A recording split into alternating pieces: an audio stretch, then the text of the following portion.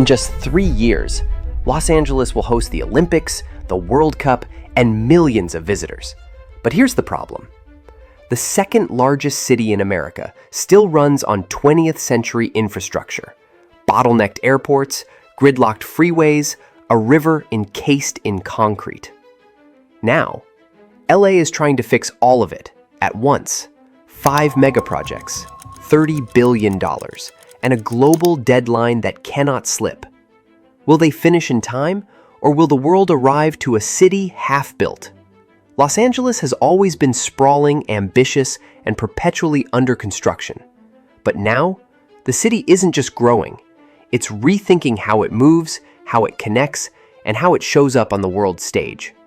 Fueled by voter-approved taxes, state grants, and Olympic urgency, LA is finally building what once felt impossible. So what's actually under construction, and what does it mean for the future of the city? Let's break it down. LAX is one of the busiest airports in the world, and one of the hardest to navigate. To fix it, LA is building a $5.5 billion automated people mover, a 2.25-mile elevated train that loops between terminals, parking structures, and a new metro hub. It's driverless, runs every 2 minutes, and replaces thousands of daily shuttle trips. But that's only half the story. The terminals themselves are being rebuilt to the tune of $15 billion.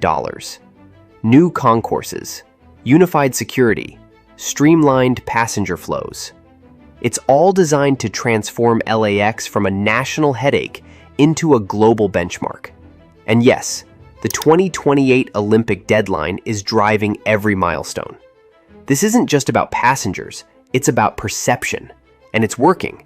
Billions in local contracts, thousands of union jobs, and one of the first fully integrated airport rail connections in the US. The transformation is already visible. At Terminal 3, Delta's new concourse opened with panoramic runways views and biometric check-ins. Southwest's Terminal 1 has added state-of-the-art baggage systems and green roof infrastructure. And at the new intermodal transportation facility, passengers can now park, ride, and fly without ever stepping into traffic.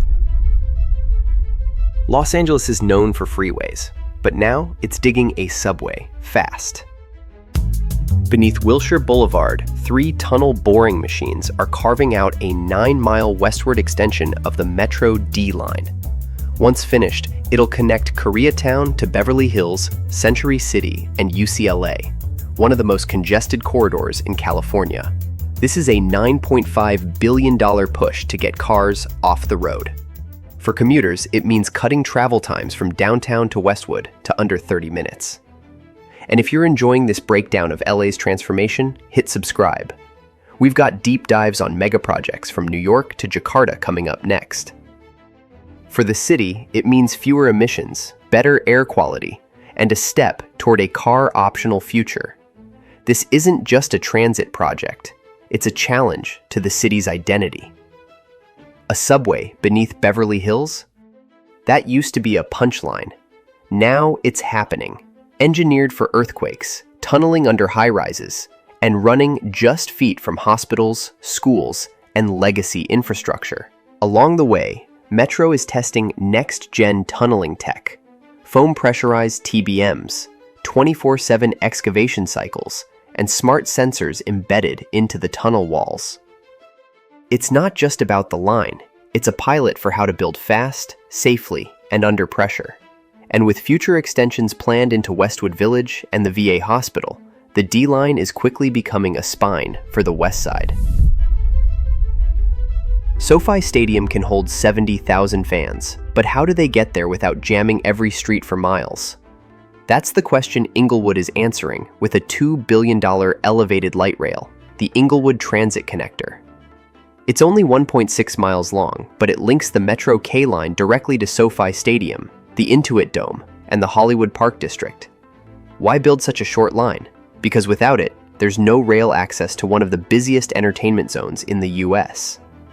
And with the Olympics, Super Bowl, and World Cup all headed to LA, the pressure is on. Construction begins in 2025, and it needs to be ready before 2028.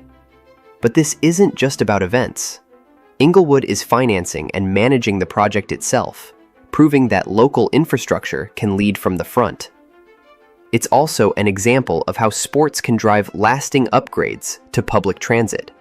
If it works here, expect other cities to follow. The design includes 3 elevated stations, art-infused public plazas, and full integration with LA Metro's tap card system. A key goal? 0 car trips from the station to stadium, meaning pedestrians, bikes, scooters, and rail all converge at game time. And because it's being built on city-owned land, Inglewood retains long-term control over how the corridor evolves.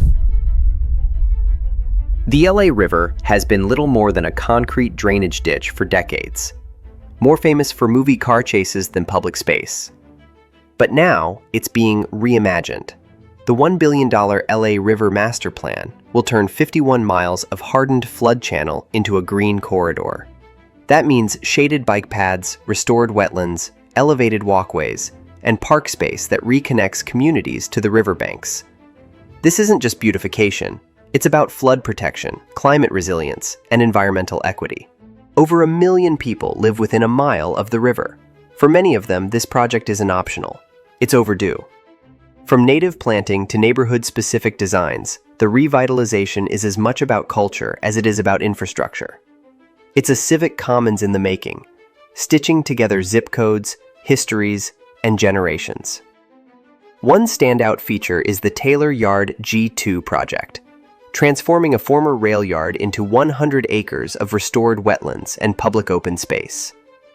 Other nodes include the Rio de Los Angeles State Park expansion and habitat corridors designed to bring birds, frogs, and native fish back to the watershed. It's not just the river being restored, it's trust in public space. Hosting the Olympics isn't just about venues, it's about proving a city works. LA's $7 billion Olympic infrastructure plan includes new bus rapid transit lines, upgraded metro trains, repaved streets, and widened sidewalks, all designed for the 2028 Games. But unlike past host cities, LA isn't building brand new arenas. It's upgrading the systems that locals will use long after the closing ceremony. Bike lanes, traffic signal upgrades, accessibility improvements. They're all getting fast-tracked. The city is a construction zone now, but it's also a test zone. Can LA turn event preparation into long-term progress? For many, this moment feels like a tipping point, a rare alignment of funding, urgency, and public pressure. And it raises the question, what happens to these improvements once the world leaves? Already, Metro is adding 250 new subway cars and expanding train frequency across key lines. City crews are upgrading 1,000 intersections with adaptive traffic signals to ease Olympic congestion.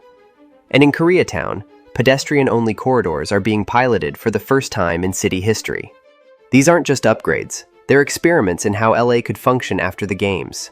Los Angeles has always lived at the extremes: density and sprawl, ambition and delay. But now it's entering a new phase: connectivity. Subways beneath skyscrapers, trains to the stadium, a river that welcomes people. These aren't dreams, they're funded, they're under construction, and they're on deadline. What comes next depends on execution. Because this isn't just about 2028, it's about 2050, and whether the city can finally become the future it keeps promising. What kind of Los Angeles do you see emerging on the other side? Drop your take in the comments, and if stories like this interest you, subscribe. We cover the world's boldest infrastructure projects and the race to complete them. From megacities to mega risks, Structures Unchained brings you deeper.